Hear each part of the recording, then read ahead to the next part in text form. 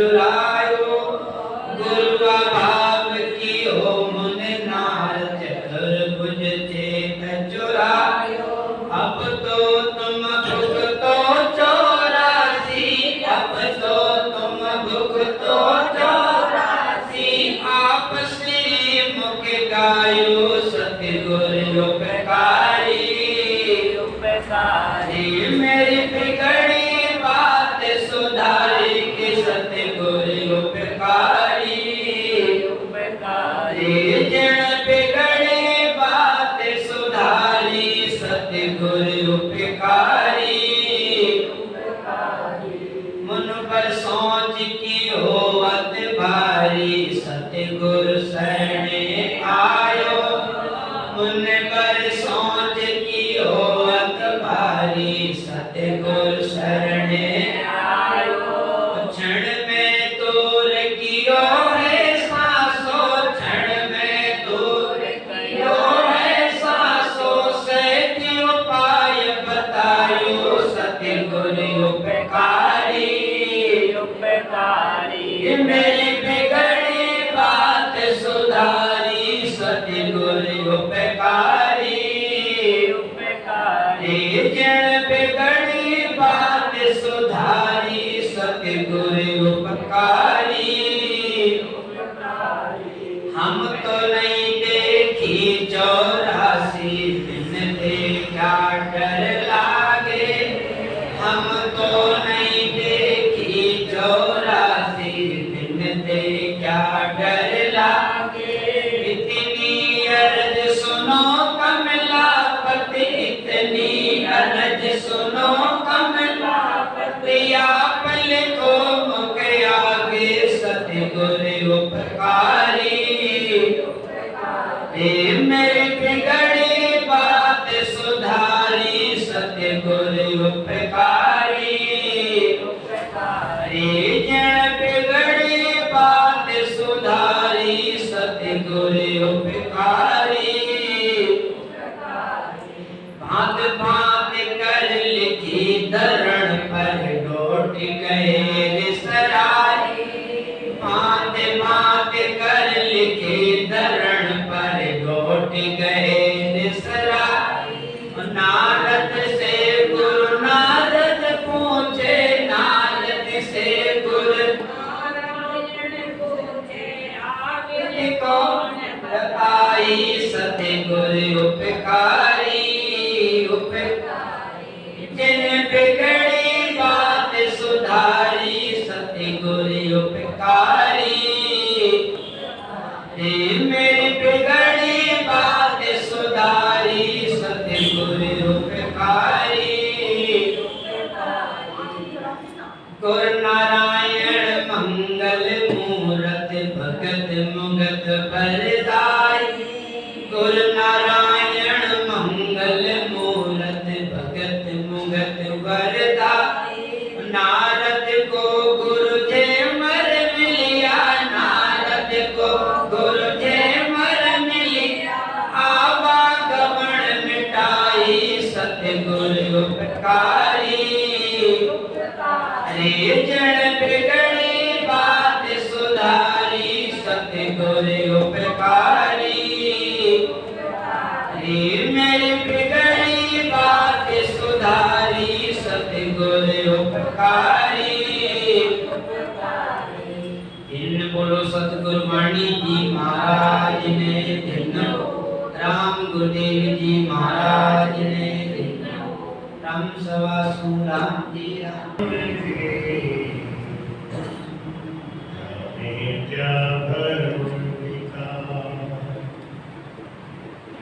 तृतीय बंधन सब संत जन अनंत कोट जन सार जाके पदज परस थांस कर गए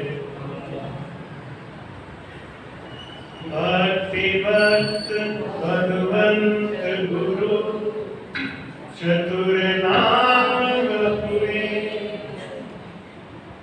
जिनके पद बंधन किया नाशत विघ्न अनंत श्री दरियावती महाराज ने, सतगुरु सुखराम जी महाराज ने, सतगुरु युक्ति राम जी महाराज ने, परम दयाल सतगुरु स्वामी श्री कुशालदास जी महाराज, संत श्री ज्ञानेश्वरी भाई जी महाराज ने, गुरुदेव आपने दिन दिन हो महाराज, आपकी दिन दिन हो गुरुदेव, दिन दिन हो महाराज, आपकी दिन दिन हो। मैं जन्म जन्म का भटका हूँ, मैं जन्म जन्म का भटका हूँ, मुझे अपनी शरण में रहने दो, मुझे अपनी शरण में रहने दो। गुरुदेव आपने दिन दिन हो महाराज, आपके दिन दिन हो।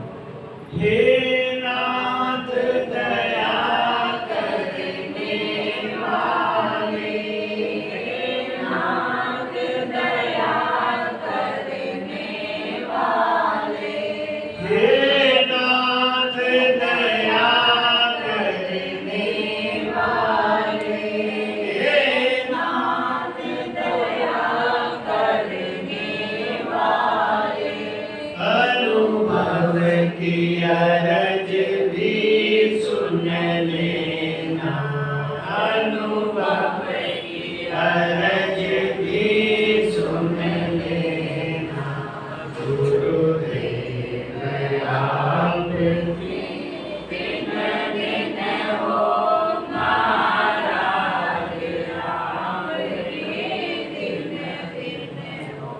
ब्रह्म सुख भव ही अनुपा, ब्रह्म सुखाई अनुभव ही अनुपा, अकथ नाम नानन रूपा। बोला आज की संगत थोड़ी विशेष रहेगी, अलग हटके रहेगी। बहुत संशय होता है हमको कि हमारा भजन कहाँ हो रहा है, हमारा अनुभव क्यों नहीं हो रहा है, हम कहाँ पहुंचे। एक बहुत बड़ा भ्रम है हमारे अंदर। आज उस भ्रम को निकालने का प्रयास करेंगे, अगर निकल सके तो ठीक है। तुलसीदास जी रामायण में लिखते हैं कि ब्रह्म सुखई अनुभवई अनुपा, अकथ अनामय नाम न रूपा। ब्रह्म सुखई अनुभवई अनुपा, ब्रह्म का सुख और अनुभव एकदम अलग है। वाणी जी महाराज ने लिखा भी है, लेकिन हम रोज पढ़ते थे कि गुरु महिमा ब्रह्म स्तुति करते हैं, लेकिन ध्यान नहीं देते। भाई कहते हैं ईसाव पुष्पंग जलमीन पंथो, उड़े विहंग भमरा कागेल संतो, शेदास सुखम सो जीव जाने, यूं ब्रह्म सुखम कोई संत घी का स्वाद बता सकता है कोई? फूल की सुगंधी को कोई बता सकता है? घी का स्वाद नहीं पता। पुष्प के सुगंधी का स्वाद नहीं पता, स्त्री पुरुष के मिलने का सुख मुख से नहीं कहा जा सकता। तो फिर भजन में क्या देखना चाहते हो? भजन में क्या पाना चाहते हो? महाराज ने कहा कि ब्रह्म सुखई अनुभवई अनुपा, ब्रह्म का सुख और अनुभव बिल्कुल अलग है, कहा नहीं जा सकता। अकथ आज का संगत ध्यान से सुनोगे ना तो शायद लगता है कि हमेशा के लिए भ्रम का निवारण हो जाएगा, फिर भटकोगे नहीं। हमको लगता है पता नहीं भजन हमारा हो रहा है कि नहीं हो रहा है, तो नहीं हो रहा है तो छोड़ो, रहने ही तो हटाओ, जाने दो कब पाता है। क्योंकि ऐसा कोई भेद मिलता ही नहीं जो बता सके। आप 10 आदमी को अपना भजन दिखा दो, 10 स्थान बता देंगे, कहीं त्रुटि के ऊपर पहुंच गए, कोई कहेगा आप यहाँ पहुंच गए, आप यहाँ पहुंच गए। महाराज कहते हैं कि ब्रह्म सुख ही अनुभव ही अनुपा, एकदम अलग है।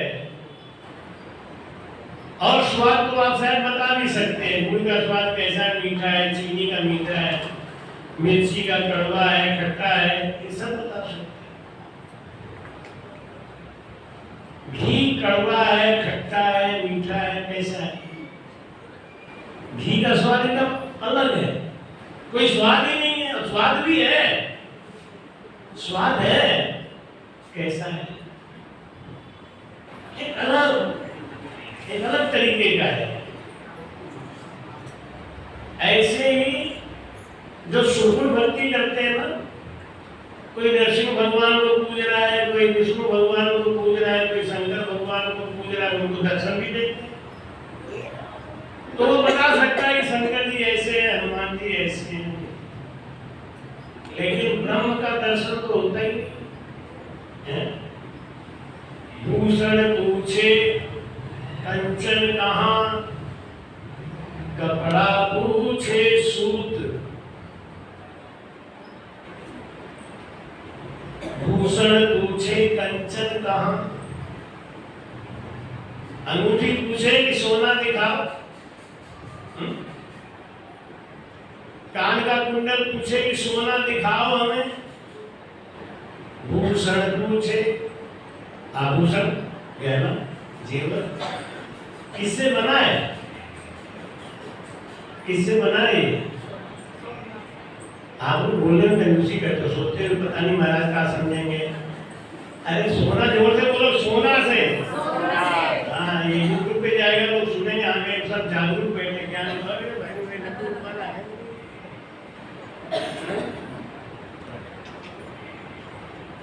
भूषण पूछे कंचन कहाँ, अब कपड़ा पूछे सूत। ये किससे बना है? सूत से। और कपड़ा पूछे कि हमें सूत दिखाओ, सूत दिखाओ।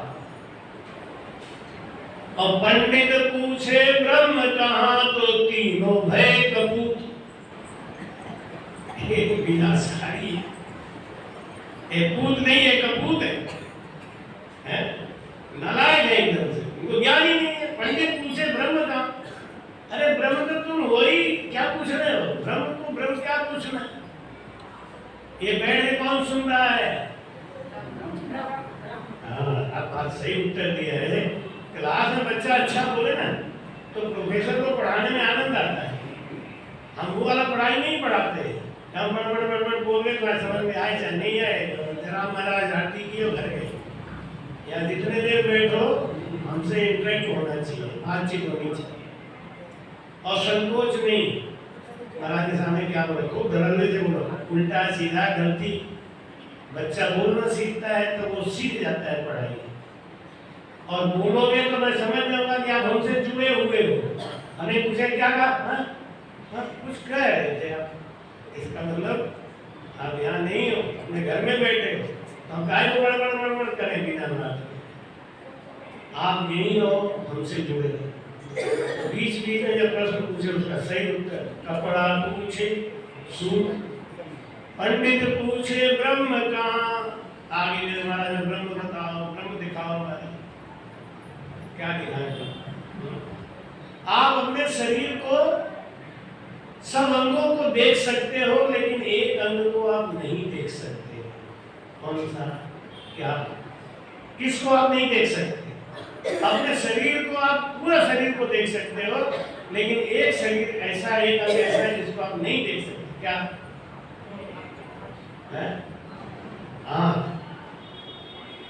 बोल तो रही थी चीज सही, लेकिन जोर से नहीं बोलिया, धीरे धीरे बोलो। मैं बोल रहा हूँ ना, डरो नहीं, बोलो। बोलने से लड़का बोलता है। गुरु से डरना चाहिए, पक्का। नहीं डरोगे तो भक्ति नहीं होगी। लेकिन क्लास में भी डरोगे तो गड़बड़ है ना। क्लास में डरो, इसके बाद जब नीचे उतरो तो डरो, तो बात मत करो, मत करो, सब ठीक है, अच्छी बात। क्लास में मत डरो, क्लास में बोलो। आंख से हम सबको देखते हैं, इसलिए आंख को नहीं देख सकते। नहीं देख सकते ना, नहीं देख सकते। 3 घंटा लगाती है अभी ड्रेसिंग टेबल के सामने, कह रहे नहीं देखते हैं। आंख को देख सकते हैं नहीं, अभी भी कह रहे नहीं देख सकते। देख सकते हैं कांच, देख सकते हैं आंख को, कैसे? कांच में। लेकिन आंख है कहां? कांच में आंख दिख गई है, डब्बा जैसी बड़ी बड़ी आंख कांच में दिख गई, लेकिन है कहां? है तो हमारे पास ही ना, है? हमारे पास में ही आंख है। दर्पण में दिखाई दिया। गुरु क्या है? दर्पण। गुरु क्या है? दर्पण। गुरु के अंदर हम ब्रह्म को महसूस करके जान जाते हैं कि ब्रह्म है। वो हाथ चलाने वाला, पैर चलाने वाला, डांटने वाला, फटकारने वाला, बोलने वाला, ये ब्रह्म, ये गुरु महाराज है। हम अपने में नहीं महसूस कर सकते, लेकिन गुरु महाराज में महसूस कर सकते। जैसे आंख को हम नहीं देख सकते, लेकिन कांच में देख सकते। कांच में देख सकते हैं, लेकिन आंख कांच में नहीं है। कहाँ है? हमारे ही पास। गुरु के अंदर ब्रह्म है, ये हम महसूस कर सकते हैं, लेकिन ब्रह्म कहाँ है? हमारे ही पास। ब्रह्म तो आप वही। ब्रह्म शुभई अनुभवई अरूपा। मैं बार बार बता दिया, 2-3 बार बोल दिया, नहीं बोलूंगा। आज की संगत बहुत विशेष है, बहुत समझदारी से, बुद्धि को खोल के, दिमाग को रख के यहीं पे रहना, बहुत कुछ सीखने को मिल सकता है। और अगर आज की ये संगत निकली तो कुछ भटकल रह जाएगा। मेरे दिल में सवेरे से ही हो रहा था कि आज संगत में थोड़ा सा हटके करो, क्योंकि जो संशय है, जो ये दिमाग में कचरा भरा हुआ है, यही भरा रहेगा तो भजन कब करेंगे? और वो कचरा निकालना है। आज वो कचरा निकालने का प्रयास करेंगे। ब्रह्म सुखई अनुभवई अरूपा, अकथ नाम नाम न रूपा। ब्रह्म कैसा है? उसके सुख को कहा नहीं जा सकता, वाणी से नहीं कहा जा सकता, वाणी में आएगा ही नहीं। अनुपम है, एकदम अलग है। जैसे घी का स्वाद अलग है, 6 रसों से अलग है। नहीं, घी का भी स्वाद है क्या? लेकिन है, स्वाद है, लेकिन कैसा है? खट्टा है, मीठा है, चरपरा है, तीखा है, तीखा खट्टा मिल गए है, मीठा खट्टा मिल गए, कुछ न कुछ है।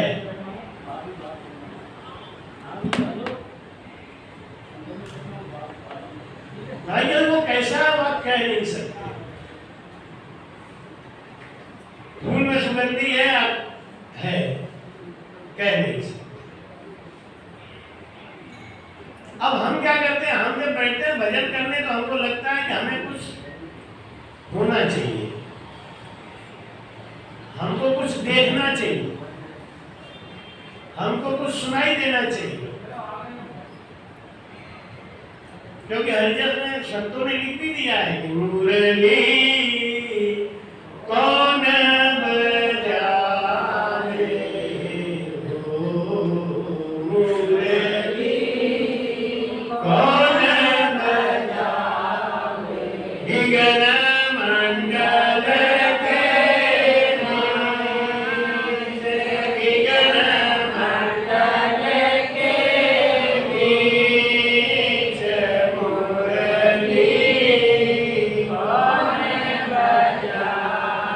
अभी रंजन को सुन के हमको लगता है कि हमको मुरली सुनाई देनी चाहिए। महाराज आज से मुरली नहीं सुनाई दी, बाकी तो सब कुछ हुआ नहीं।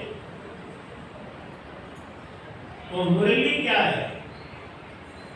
हमारे अंदर जो आनंद, जो उत्साह, ऐसा लगता है एक मस्ती है, और उस मस्ती का कोई रूप नहीं, कोई आकार नहीं। आनंद, आनंद लोग तोरे बांधा वे हर्षदास। ऐसे ऐसे आप रटते हो। क्या हुआ? क्या हुआ था अभी? गर्मी आ गई, इसको रगड़ा, गर्मी आ गई। आप कहते हैं क्यों हाथ हटा दिया? गर्मी आ गई। कहाँ है गर्मी? दिखाओ कैसी है गर्मी? छोटी है, बड़ी है, काली है, गोरी? गर्मी कैसी आई?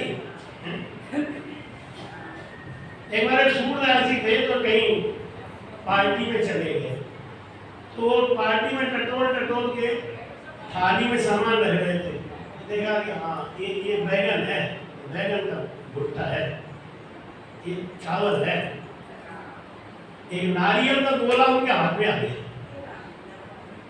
नारियल का गोला है, वो समझ नहीं पाए क्या है, तो उन्होंने थाली रख दी और वो नारियल का गोला तोड़ने लगे, ऐसे दबा के, तो हाथ से छटक के गंजे आदमी के सर पे लगी धार से। वो बोला फूट गई रे, फूट गई। शिवदास बोले आधा हमको जरूर दे।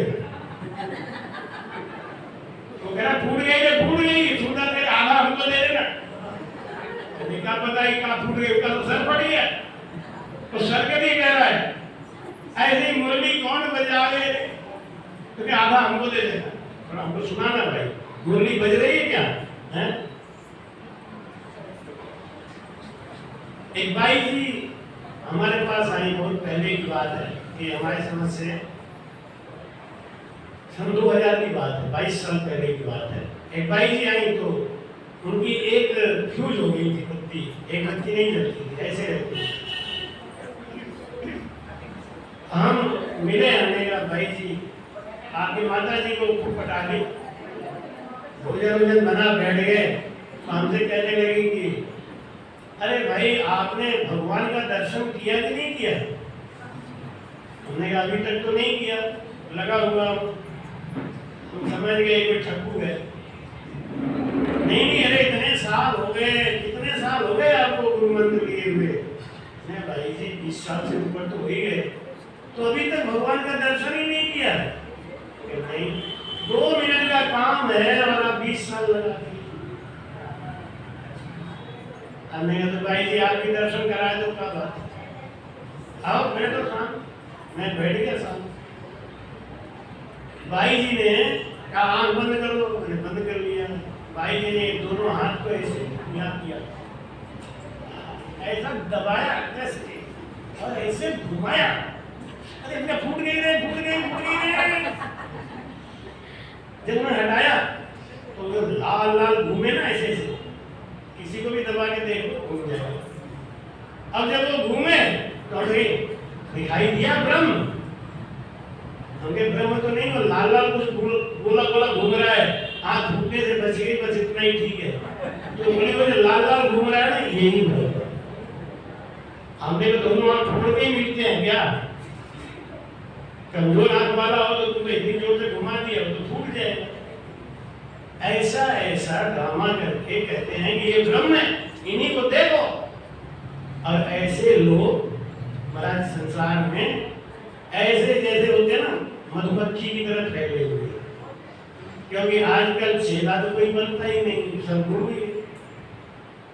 सुनना कोई चाहता ही नहीं, सब सुनाना चाहते हैं कि दो बात हमारे पास है वो लिए जाओ।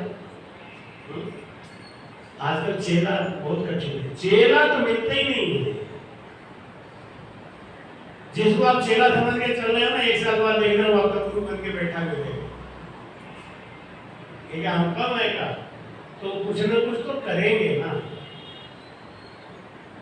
महाराज समझा रहे हैं ब्रह्म सुखई अनुभवई अनुपा कथा नाम है नाम न रूपा। वाणी जी महाराज कहते हैं इमरत झरे पीवे जन सोई वाजन पीमत वाला होई वाणी कहे छे नहीं आवे अपार ब्रह्म का भेव बतावे। बोला भाई कहते इमरत झरे पीवे जन सोई। ये इमरत क्या झरना है? भजन है अमृत रस का प्याला, भजन अमृत रस का प्याला सांझ सवेरे पीना पीना सांझ सवेरे पीना इसको पीकर सारा जीवन इसको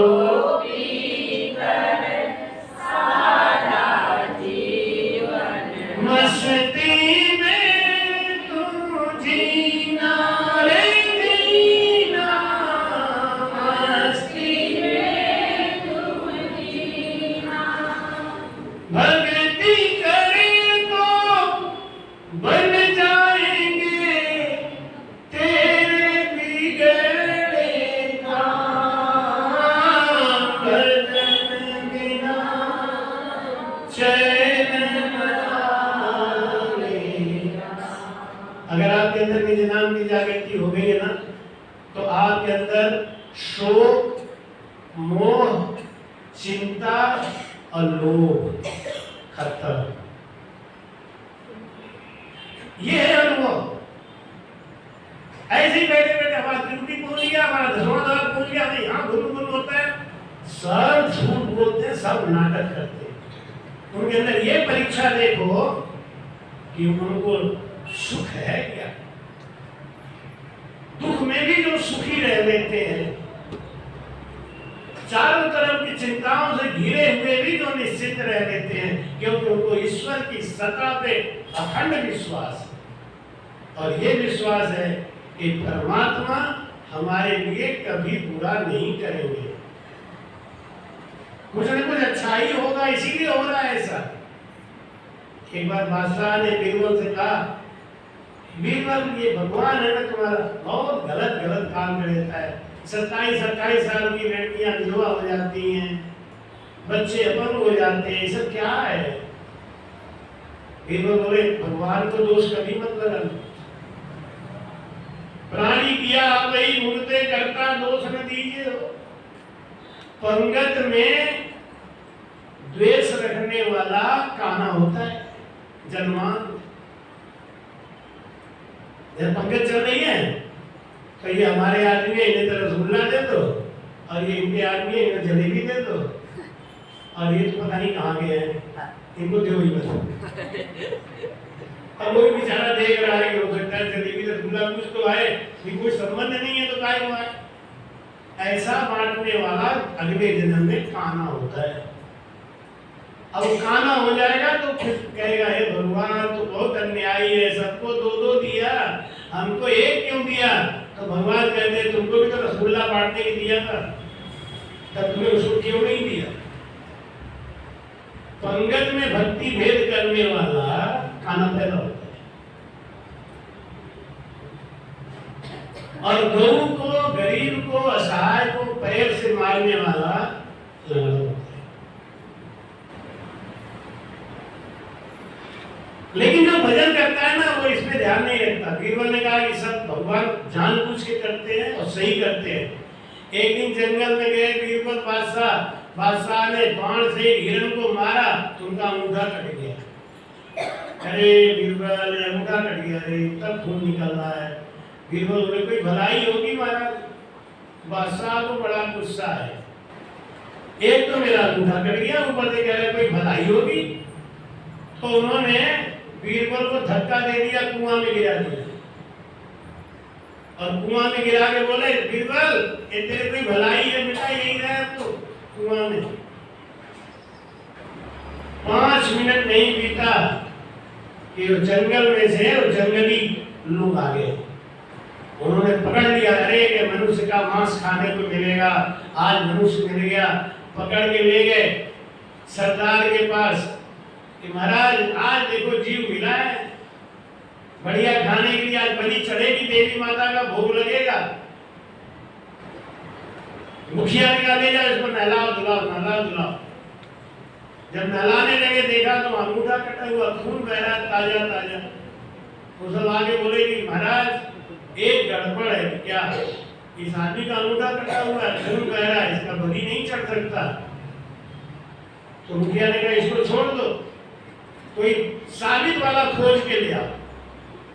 अब बादशाह के समझ में आ गई कि बीरबल सही कह रहा था, अगर ये अंगूठा नहीं कटा होता तो गर्दन कट जाता। आज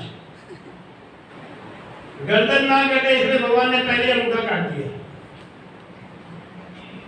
जाके उन्होंने बीरबल को निकाला कुआं में से। बीरबल तेरी बात बिल्कुल सही है, आज अंगूठा नहीं कटा होता तो मेरा गर्दन कट जाता। बीरबल बोले अगर तुमने कुआं में धक्का नहीं दिया होता तो तुम बच जाते, मेरी गर्दन कट जाती। तो तुमने मुझे धक्का दिया कुआं में ना, ये भी हमारे भलाई के लिए किया। हाँ ये बात तो सही। ईश्वर के किसी भी काम का हमें उनसे शिकायत नहीं करना है, बस उनको इतना ही कहना धन्यवाद। हम तो इस लायक भी नहीं है। 4 भूसा खा लिया कि महाराज ये 4 भूसा लायक नहीं, हम तो 8 भूसा लायक थे, आपने 4 ही मारा। तुम्हारा समझाते इमरत झरे पीवे जन सोई। सच्चा साधु कौन है? जिसके अंदर कोई शोक नहीं है, जिसके अंदर कोई दुख नहीं है, कोई चिंता नहीं है। अगर चिंता और चिता इस जग में दोनों एक कहाते हैं, चिंता और चिता इस जग में दोनों एक कहाते हैं। एक जिंदा को एक मुर्दा को दोनों शहद जलाती है। एक जिंदा को एक मुर्दा को दोनों शहद जलाती है। मालिक पर विश्वास अगर रख, मालिक पर विश्वास अगर रख, चिंता दूर भगाएगा, गाएगा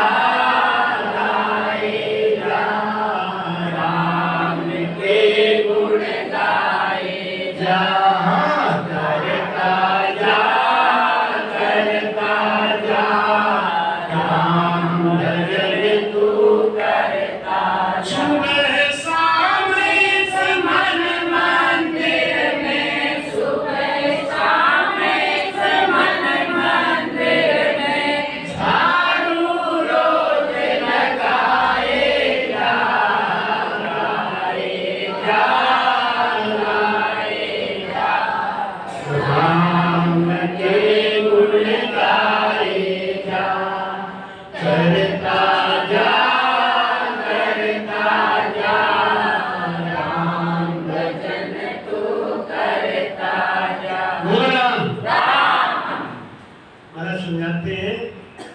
अच्छा मैंने आपको टोका नहीं राम कहने पे, इसका मतलब आप अच्छा बोल रहे हैं। यानी आप लोग जब मैं अच्छा बोलता हूँ तो तुम्हारा कुछ बोलते ही नहीं, खराब बोलो तो टोक देते हैं। अच्छा बोलो तो कहना चाहिए ना, नहीं बोला नहीं टोका इसका मतलब आप ठीक चल रहा है, आप सहयोग अच्छा कर रहे हैं। जब आप अच्छा सुनना चाहते हैं ना तो अच्छा सुनाने का मन भी है। अब मरे हुए तो क्या सुना मैं, इनका मन ही मरा हुआ है, ऐसा लगता है जैसे कि फॉर्मेलिटी में झटक के भाग गए राम जी को, ऊपर सर पे रखे हुए थे। अरे एकदम गला खोल गया, नहीं अच्छा बोल रहे, कैसे बोल रहे भाई, कहते चिंता और चिता इस जग में दोनों एक कहाती है, एक जिंदा को एक मुर्दा को दोनों सहज जलाती है। चिता अच्छा है कि चिंता? चिंता अच्छा है, चिंता अच्छा है, चिता अच्छा है। चिता एक बार जलाता है, मरने के बाद जलाता है। चिंता जिंदा में जलाता है, दिन भर जलाता है, रात भर जलाता है। चिंता ऐसी डाकनी काट कलेजा खाए, और संत बिचारा क्या करे, कहाँ लग कथा सुनाए। हाँ ये तो महाराज का काम है, तो ऐसे सुनाते रहते हैं। अब आ गए हैं ना ये महाराज, तो ये तो अपना ये शुरू हो जाते हैं 9:30-10 बजे शुरू हो जाते हैं, 11 बजे तक। 11 के ऊपर सुई गई नहीं कि लोग, तो एक लोग घड़ी देखते देख लेता हूँ, मैं भी समझ जाता हूँ तुम काहे को पकड़ पकड़ लगी हो। ये पीना है, ये केवल ज्ञान है ना, ये सुनने के लिए नहीं, पीने के लिए।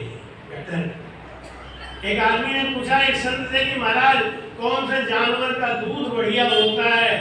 वो बोले भैंस का।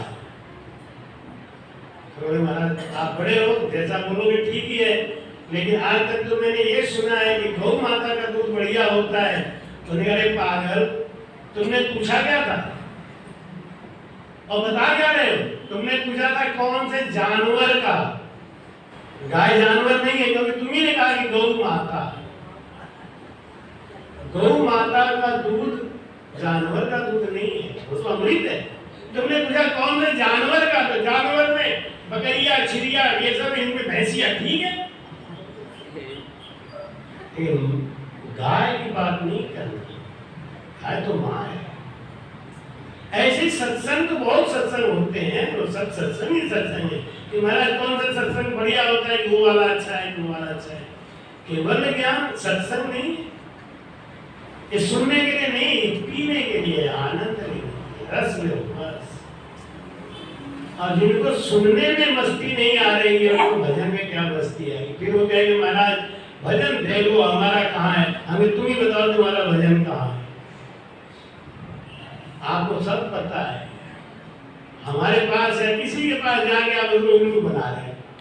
तुम्हारा थोड़ा होता तो है नहीं है, थोड़ा महाराज जी से पूछो, हो सकता है त्रुटि चढ़ा दे तो ठीक ही है ना, और महाराज चढ़ा दिए तो जय श्री राम।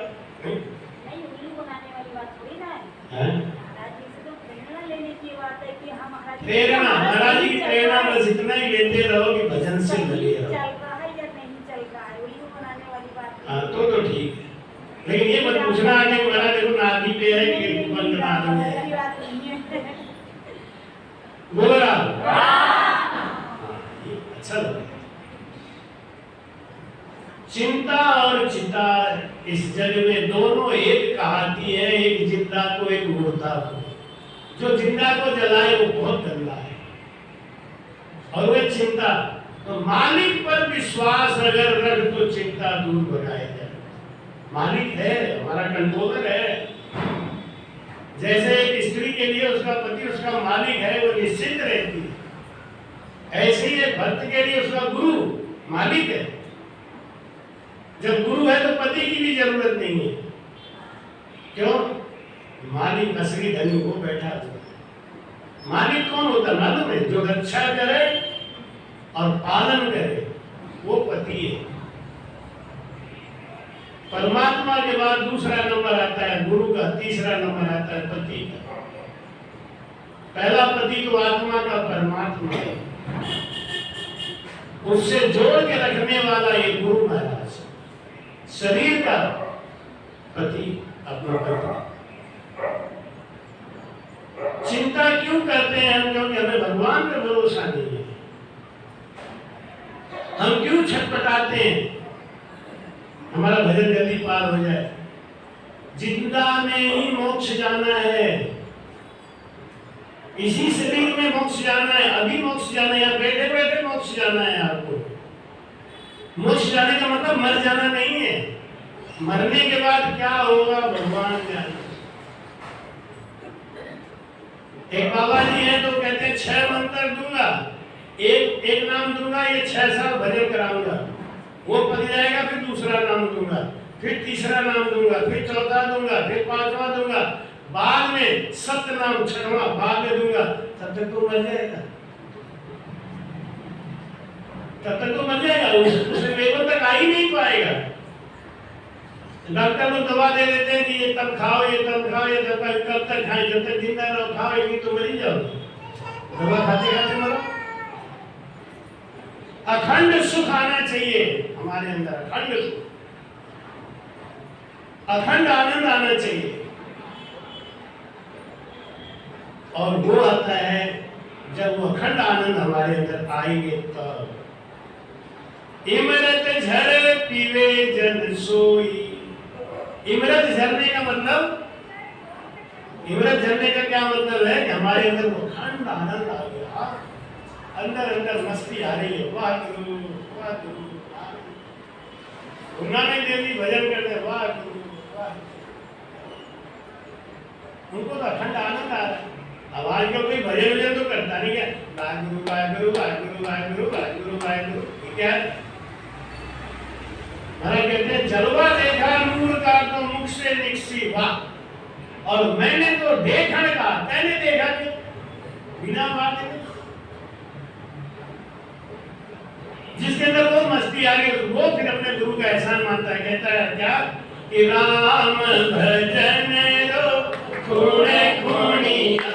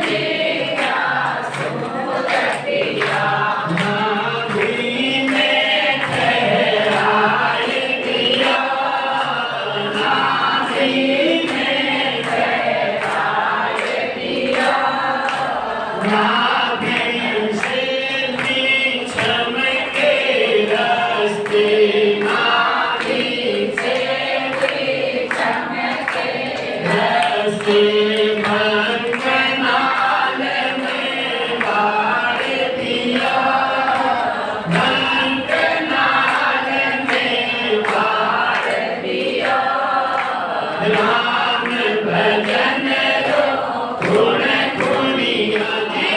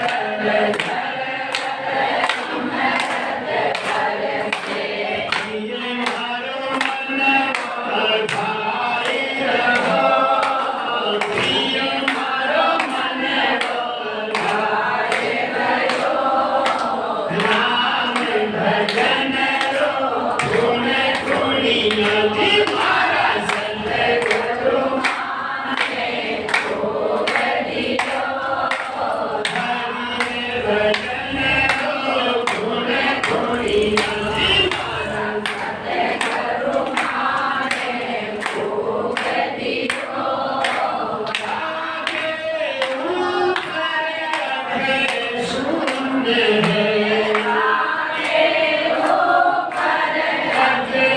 शून्य है सूरज जो चमकाए रहो सूरज जो चमकाए रहो कृष्ण दास सतगुरु जी के शरणे कृष्ण दास सतगुरु जी के शरणे शबद प्रकाशा होए रहो शबद प्रकाशा होए रहो राम भजन रो गुण गुणी नदी मारा सतगुरु माने खूब दियो राम भजन रो गुण गुणी नदी मारा सतगुरु माने खूब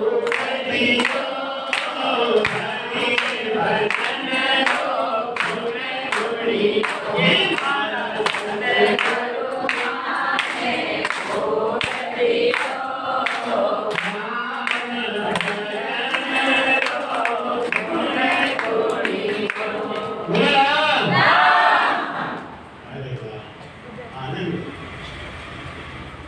राम भजन को फुनफुनिया मारा सतगुरु माने खूब दियो।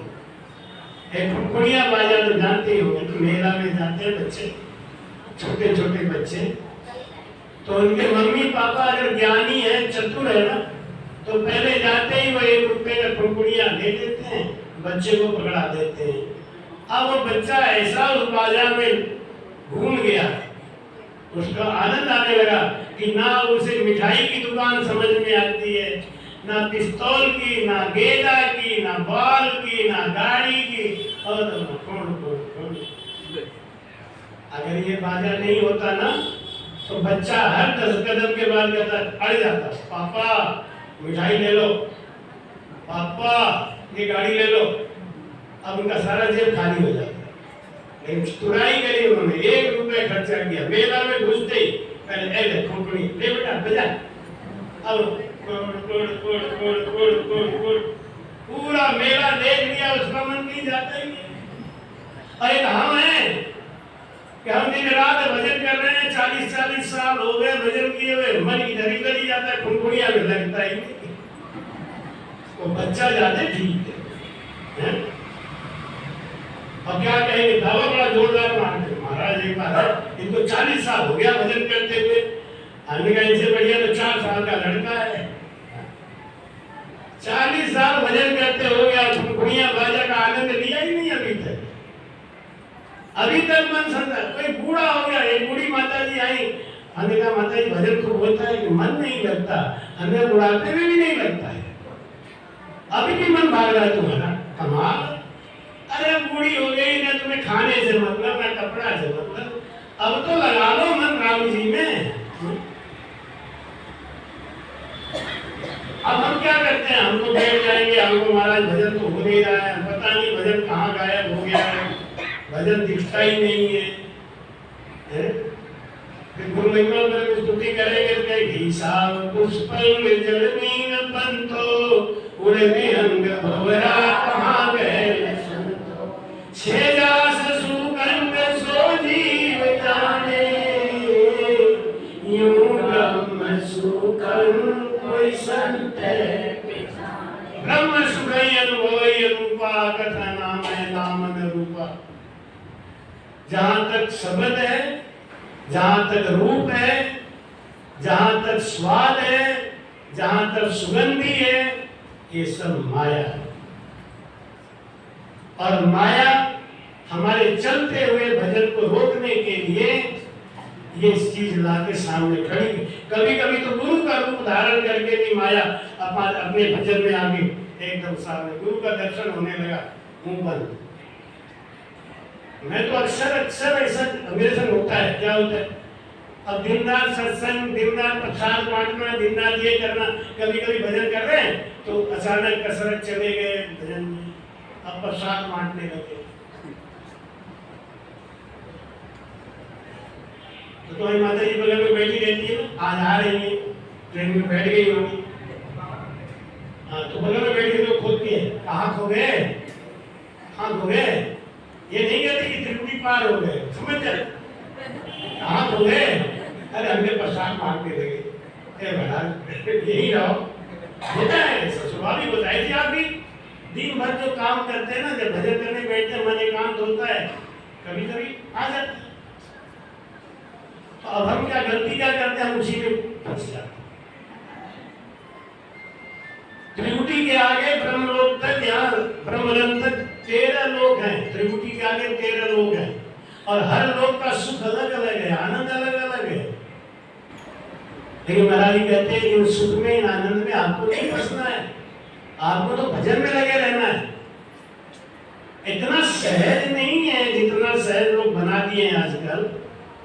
हाँ प्रेम अगर वो आ गया, समझ आ गई, क्योंकि लोभी आदमी कभी भजन नहीं कर सकता, लोभ आ जाता है। लो अब तो हमें चतुर्भुज भगवान दिख गए, अब हमको लोभ आ गया, हमारा मंजिल ये नहीं है, इन्हें तो दूर से प्रणाम करो। एक राजा था, उस राजा ने एक ऐलान किया कि सवेरे के टाइम हमारे दरवाजे का, हमारे किले का गेट खोल दिया जाएगा और लोग आएंगे हमारे पास, जो सबसे पहले हमारे पास आएगा उसको राजपाट दे के मैं जंगल में चला जाऊंगा, क्योंकि मैं परीक्षा करना चाहता हूँ कि जो मेरे पास आए वो ज्ञानी होना चाहिए। आनंद लोक में कूड़ा कबाड़ा सब नहीं जाएंगे, और लोकों में जाएंगे, ब्रह्मलोक में, शिवलोक में, वैकुंठ लोक में कूड़ा कबाड़ा सब जाएंगे। आनंद लोग बिल्कुल फिल्टर माल लेता है भैया। हाँ कोई जरा सा भी गड़बड़ है तो नीचे लोगों में फंसो, नहीं रहो। अब राजा ने क्या किया, अपने किला के मेन दरवाजे से लेके अपने किला तक क्या दुकानें सजा रखी, हर तरीके की लाइन लगी हुई थी।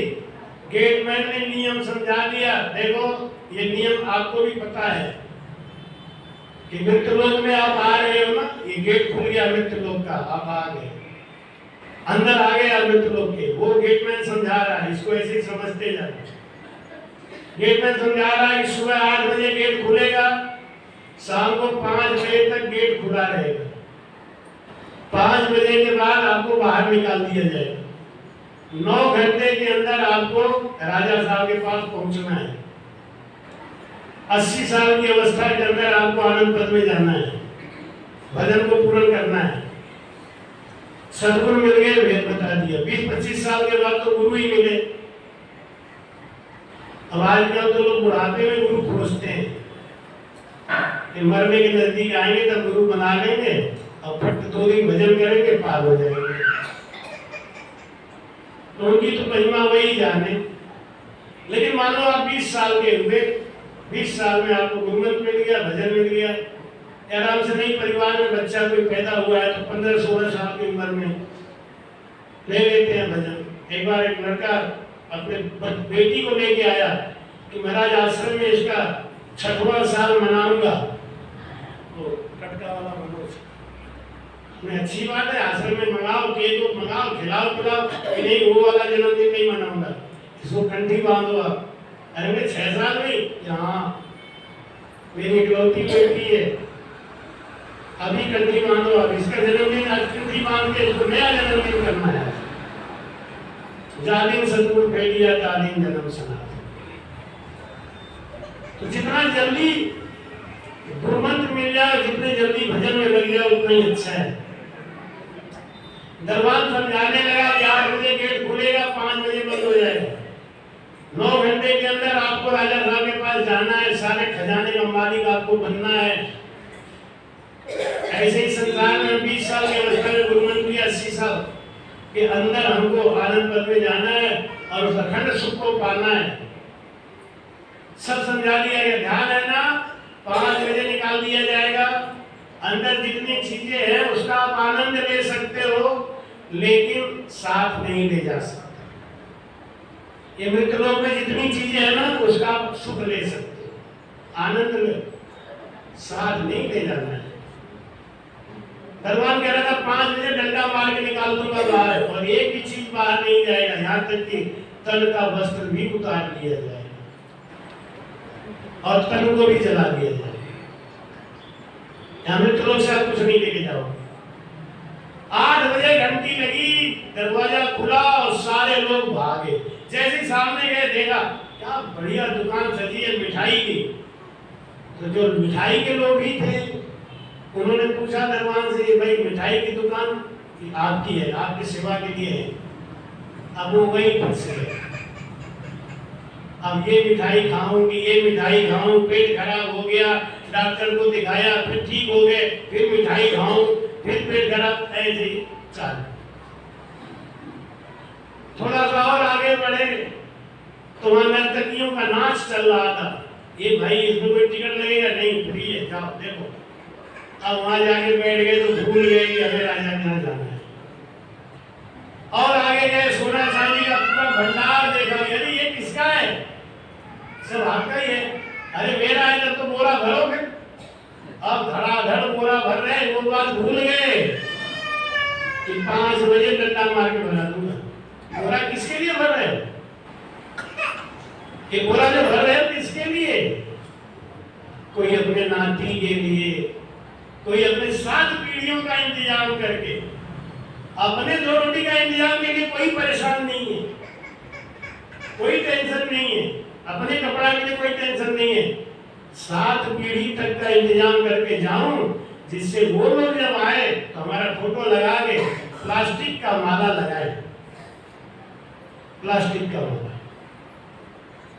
आई मैं एक जगह सत्संग करने गया मुरादाबाद। वहां पे उन्होंने क्या किया कि वो जब मैं पहुंच गया तब, जबकि 1 साल पहले से सारा प्रोग्राम तय होता है, जब मैं पहुंच गया तो माता जी को उतारे, उनको साफ किए, प्लास्टिक का माला निर्मा में डाल के धोने लगे। ये प्रेम है। इसी प्रेम को पाने के लिए हम लोग तड़पते हैं। 10 रुपए का गुलाब के फूल का माला नहीं पहनाएंगे, प्लास्टिक वाला माला लेंगे, एक बार लेंगे 10 साल चलेगा। और निर्मा में धो धो के माला बदलते रहे। इनके लिए हम खजाना इकट्ठा करें, बोरा भर भर के कर करके। अलग अलग दुकानों पे अलग अलग पसंद के लोग सब फंस गए। एक बाबा जी आए। बाबा जी ने कहा, ये भाई मिठाई की दुकान हमारी है? हाँ, तो एक मिठाई हमें तो खा लिए और एक दीवा में डाल दिए। खाते खाते गए, थोड़ा देर नाच की दुकान पे रुक लिए, नाच भी देख लिया, 2-4 सोने की सब्जियां भी जेब में डाल ली। आगे कोई काम पड़ेगा तो देखी जाएगी। लेकिन वो चलते रहे, रुके नहीं।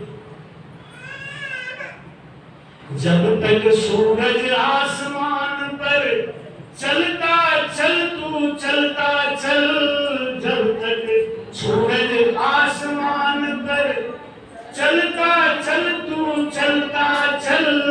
घिर जाएगा घोर अंधेरा, कठिन रहेगा पल पल कर। जब तक सूरज आसमान पे चलता चल, तू चलता चल। जब तक जवानी है तब तक भजन करो। तो भाई कहते वो बाबा जी सबको देखा, सबको आनंद लिया और सीधे राजा के पास समय रहते पहुंच गए। 5 बज गया, शाम को घंटी बजी, सबको निकाल के बाहर कर दिया गया। पहुंचने वाला तो केवल एक ही था, और वो बाबा जिसका मन मर गया था। अगर इनका भी मन जिंदा रहता तो ये भी कहीं न कहीं फंस गए होते। तो मोक्ष हमको इसी तन में अभी होना है। मोह का नाश अभी करना है। सब में रहते हुए सबसे अलग रहने की कला हमको अभी सीखनी है। तो वाणी कहे छेह नहीं आवे, पार ब्रह्म का देव बतावे। वाणी कहे छेह नहीं आवे। महाराज कहते हैं उस पद का विवरण, उस पद का आनंद, उस पद का सुख वाणी से नहीं हो सकता। आपको आनंद है तो कैसा आनंद है? जैसे मैंने पूछा ना कि गर्मी आ गई तो कैसी गर्मी आई? काली गर्मी आई, गोरी गर्मी आई, कैसी गर्मी है? जो आनंद आपके अंदर है वो आनंद कैसा है, उसको आप बता सकते हैं क्या? आनंद का कोई रूप नहीं,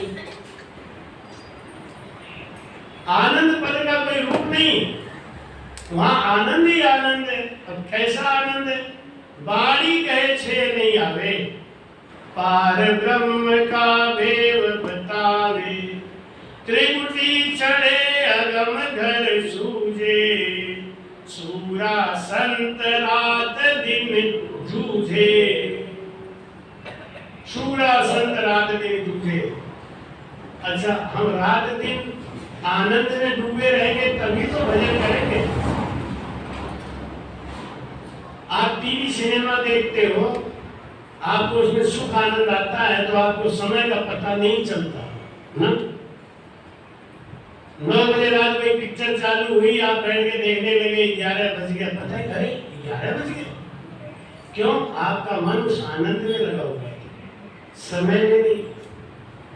तो भाई कहते हैं त्रिकुटी चढ़े अगम घर सूझे, सूरा संत रात दिन जूझे। रात दिन कौन करेगा भजन? जिसको संसार से ज्यादा भजन में आनंद आएगा वो लगेगा ना। मन का स्वभाव एक ही है, जहां ज्यादा आनंद आएगा वही रुकेगा, वही टिकेगा।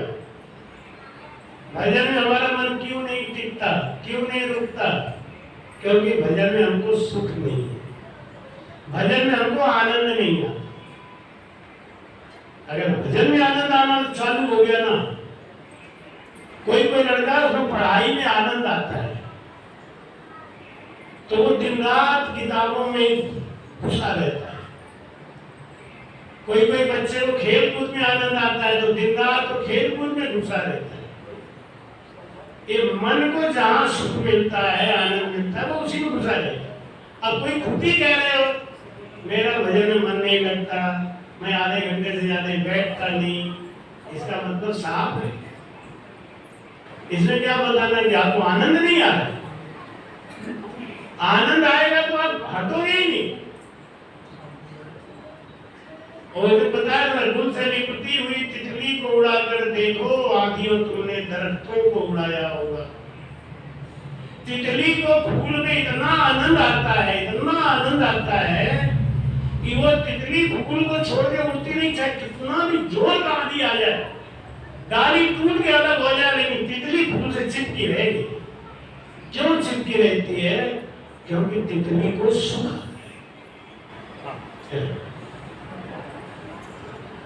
उसमें सुख आता है। हमारा मन क्यों नहीं लगता है? क्योंकि हमको उसमें सुख नहीं आता। महाराज अपने हरिजन में बोलते हैं कि राम कथे मथे राम कथे मथे जब पावे निज भेव रे, जब पावे देवर माई देवरा रे, देवर माई देवरा रे, वाई निरंजन देव रे, वाई निरंजन देव रे, राम कथे मथे रे, राम कथे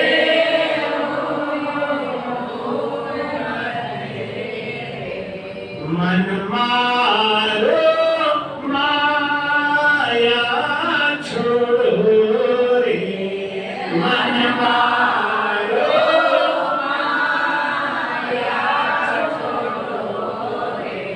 ममता राखो घेर रे, ममता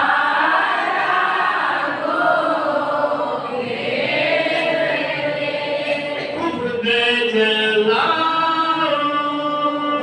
कामना रे, खुद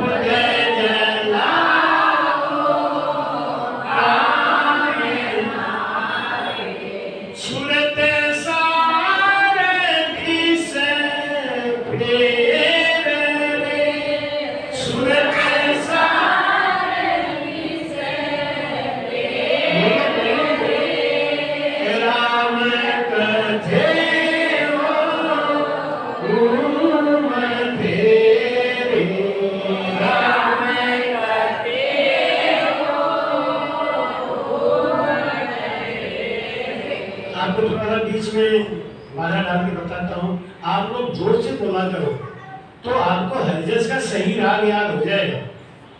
आजकल लोग महाराज जी के हरिजसों का जो राग है ना, ऐसा बिगाड़ के बोलते हैं कि मन खिन्न हो जाता है, एकदम पगला जाता है मन। क्यों होता है ऐसा? क्योंकि हम लोग जब बोलते हैं ना, अब आज बाप जी का गला थोड़ा गड़बड़ है, नहीं बाप जी जब बोलते हैं तो इनकी आवाज के सामने हम लोग फेल हो जाते हैं, लेकिन कोशिश में लगे रहते थे, खाए खाए कर रहे बाप जी खींच रहे हैं और इनके साथ हम भी खींचे जा रहे हैं। तो अब बाप जी जैसा कुछ नहीं आ पाता है, लेकिन कहीं ना कहीं तो पहुंच रहे हैं ना। इसका कारण यही है कि बाप जी जब बोलते थे तो हम लोगों ने मेहनत किया उनके से, और जो मेहनत नहीं करते हैं ना, बस खाली सुन लिया और बाद में उसी को गड़बड़ कर दिया, और जरा सा पिच गड़बड़ होते ही राग का सत्यानाश हो जाता है। तो जब बोला गया ना, खूब खुल के बोलो, उल्टा सीधा गड़बड़ सड़बड़ बोलोगे ना तो गले खुलने की आदत बन जाएगी।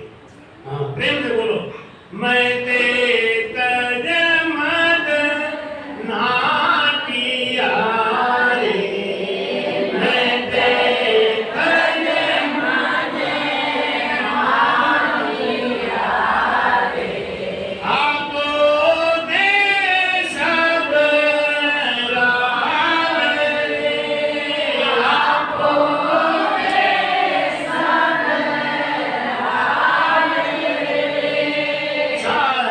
चिंता सब छोड़ के रे, चाहे चिंता सब छोड़ के, ओ मन हर दिस बाल रे, ओ मन हर दिस बाल रे, राम कथे वो गुण तेरे, राम कथे वो गुण तेरे। अब आपको लग रहा है ना कि बाबू जी कितना मेहनत करते थे हम लोगों के लिए, लग रहा ही नहीं? हाँ, जरा ज्यादा बुलंद दो चार लोग खाना शुरू कर दिए, लेकिन फिर भी बोलो वहीं पे। क्यों? आपको एहसास होना चाहिए ना कि भजन को कैसे बोलना चाहिए, तो उसी लेवल पे चलो, नीचे नहीं रहना। देखनी वारो बिंब पूरे, देखनी वारो बिंब पूरे, पाखंड बीजे छोड़ रे, पाखंड बीजे छोड़ रे, भ्रम मिटा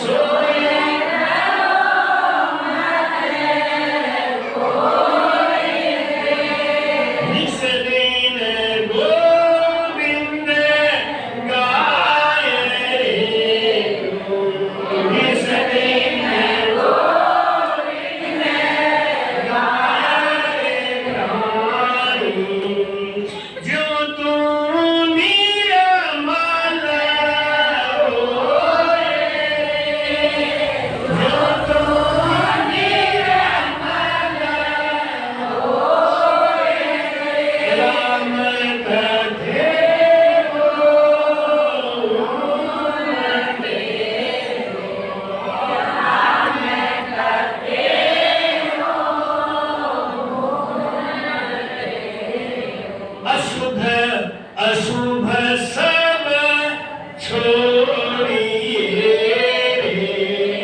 अशुभ अशुभ सब छोड़िए शुभ दिश लागे शुभ दिश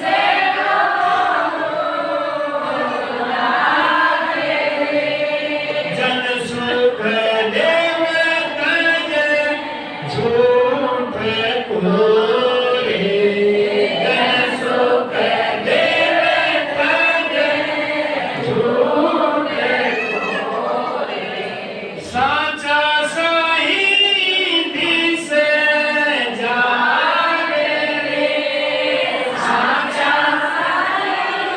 दिस जागे राम कथे हो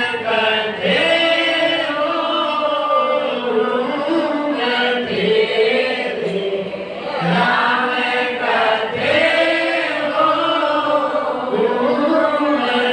कथे हो कथे जब पावे निज देव रे जब पावे निज देवल माई देवरारे देवल माई वाणी रंजन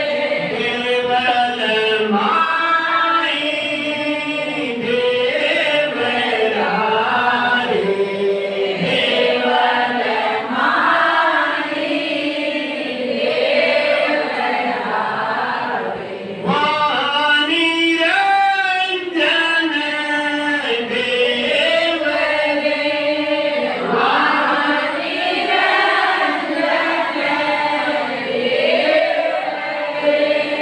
राम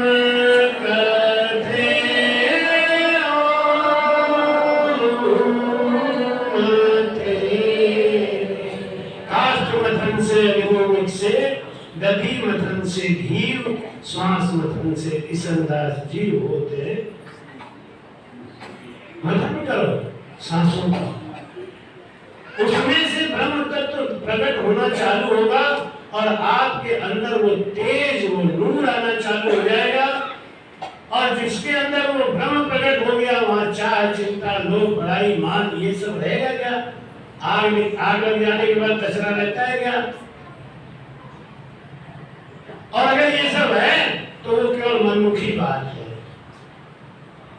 ये सब अपने आप हटेगा उसके लिए महाराज कहते हैं राम कथे ओम मते जब पावे निज देव देवल माही देवरा तन देवल विचारतम देवा निर्गुण भक्त भजन है देवा तन देवल विचारतम देवा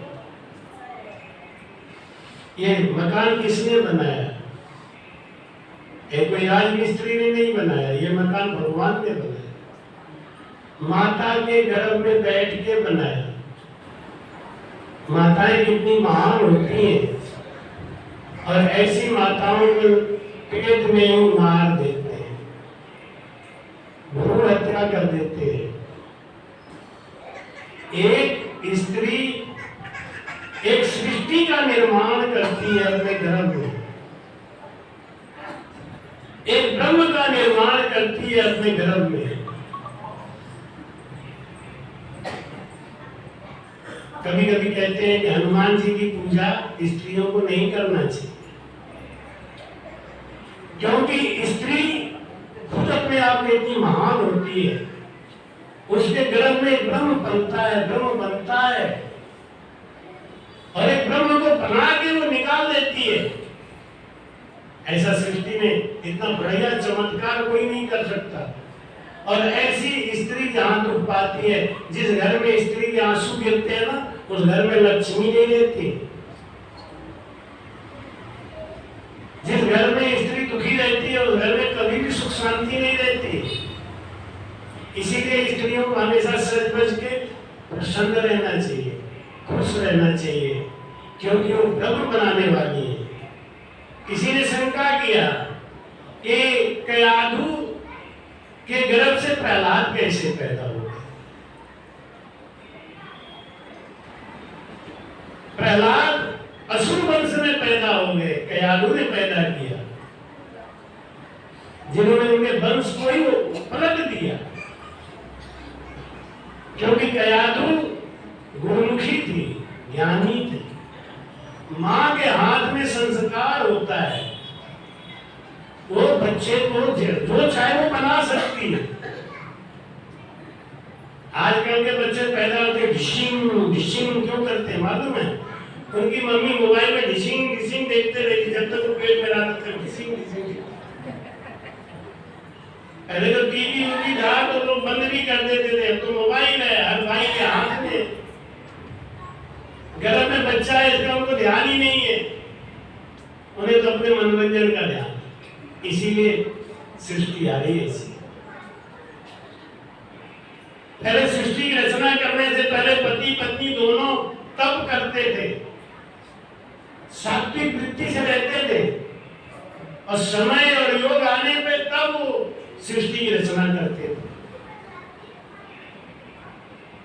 उनको पता था कि एक पुत्र जो पैदा होगा वो इस सृष्टि को चलाने वाला होगा, तो एक पुत्र को पैदा करने के लिए वो तप करते थे, बड़े बड़े यज्ञ करते थे। फिर उसके बाद में ब्राह्मणों से पूछ के अब कौन सा समय सही है कौन सा नहीं। कश्यप ऋषि के पास जब गई माता तो उन्होंने कहा कि मुझे पुत्र की कामना है अभी। उन्होंने कहा ये समय ठीक नहीं है, ये गोधूली वेला है, ये समय ठीक नहीं है।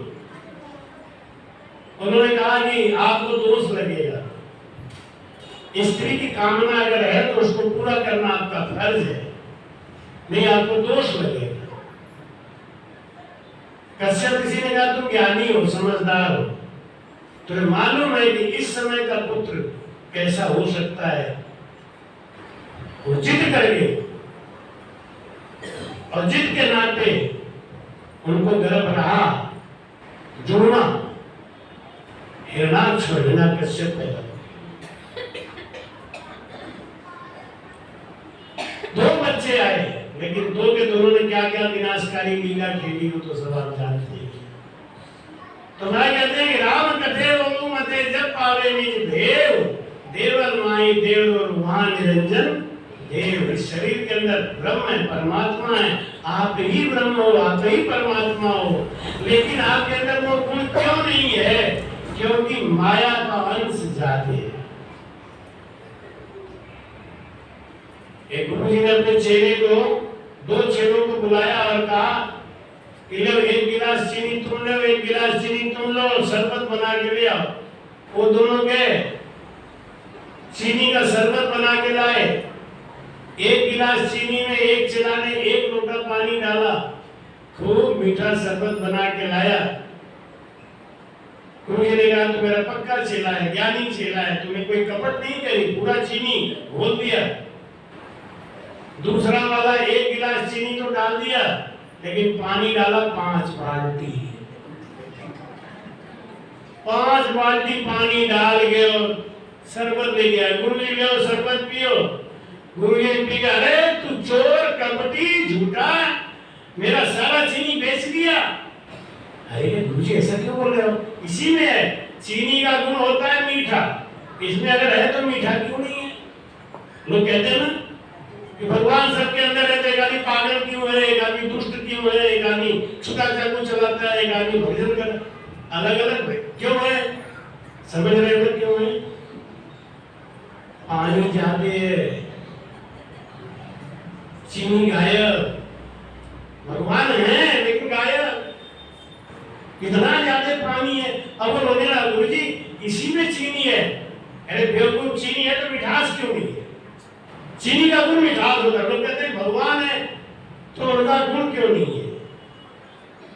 इसीलिए नहीं है क्योंकि पानी ज्यादा है। गुरु जी ने कहा अगर चीनी इसी में है तो निकाल के दे, हमारा निकाल के दे। अब बताओ, अब पानी में घुल गया चीनी, अब क्या निकालेगा? निकाल सकता है? नहीं निकाल सकता, बिल्कुल है। तुम ठीक, आप बताओ निकाल सकता है पानी? चीनी पानी कैसे अलग होगा? हाँ, क्या करना पड़ेगा? जलाना पड़ेगा। अगर भाई लोग कह देंगे कि नहीं अलग होगा तो गड़बड़ हो जाएगी। ये भाई लोग कहें तो ठीक है, इनका विषय नहीं है, आपका तो विषय, आप तो रोज यही काम करते हो ना। रसगुल्ला की चाशनी बच जाए तो चाशनी जला जला के चीनी निकाल लेते हैं, भाइयां बड़ी तेज होती है। हाँ, दाल में नमक ज्यादा पड़ जाए तुरंत पानी खौला के और फिर टमाटर काट के ऐड, खीर कम पड़ जाए ऐड, भाइयों के हाथ में सब कुछ, कोई चीज कमी होने ही नहीं दे रसोई में, क्योंकि पानी नमक बरकरार होना चाहिए बस। बढ़ाए जाओ बढ़ाए जाओ, इसीलिए कहते रेल अदालत पांच को चतुर लोग ले जाए, पांच खाना पहले खा लो, नहीं भाइयां बाद में जुगाड़ बना दी, पहले खा लो, पहले ठोस ठोस मांग मिली जाए। गुरु जी ने कहा मुझे निकाल के दे चाहे कैसे भी हो। अब मैं महाराज हम कैसे निकाले, फिर तो गुरु जी मैं नहीं जानता, निकाल। फिर गुरु जी ने कहा इसको जला। ऐसे हमारे अंदर ब्रह्म है, भरपूर है, लेकिन खो गया। अब इसको वापस लाना है, ब्रह्म को वापस लाना है, चीनी को वापस लाना है, तो आरती करेंगे क्या? 5 बाल्टी के कड़ाहा के सामने बैठ के आरती करो, घंटा बजाओ, शंख बजाओ, चीनी अलग हो जाएगा। हम लोग यही कर रहे हैं, मंदिर में जाके घंटा बजाया, शंख बजाया, कहते अब चीनी अलग हो जाएगा, अब चीनी अलग हो जाएगा। आग जलाना पड़ेगा, भेद सहित ज्ञान घट आवे, और प्रेम भाव निश्चय मन भावे, मोक्ष मिलन की यही उपाय, और दूरी नहीं सत्य में भाई। बोलो राम। आज इतना जोर से बोल रहे हैं कि मन ही नहीं कर रहा है कि सत्संग छोड़े, लेकिन समय घंटी बजा रही है। हमारे बीच में बरेली से आई सावित्री देवी, लालदास जी को बुलवाना था, लेकिन लालदास पहले ही बोल दिए, अपना एक हरिजन बोल दिए थे, तो हमारे बीच में सावित्री देवी बैठी हुई है। 15 मिनट अभी समय है और महाराज के ज्ञान को सुनेंगे, आगे और चलाएंगे, बाकी बातें फिर करेंगे शाम को 2 से 4 से 5 में, फिर बैठेंगे। भाव समझ गए ना? भाव क्या है? कुछ भी कर लो आपको पानी जलाना ही पड़ेगा, और पानी जलाना है तो आग जलाना ही पड़ेगा, भजन करना ही पड़ेगा अगर आपको ब्रह्म बनना है तो। और खाली फल प्राप्त करना है तो किसी देवी देवता को पकड़ लो, पूजा पाठ करो, लेकिन ये काम कभी मत करना कि इन्हें भी राजी कर लो, उन्हें भी राजी कर लो। क्यों? एक भी राजी नहीं होगा और दोनों तरफ से हम चले जाएंगे। इसलिए एक अंग रहा है मत सोचे, खुल के रहो, एक ही काम करो, कम से कम कुछ तो मिलेगा।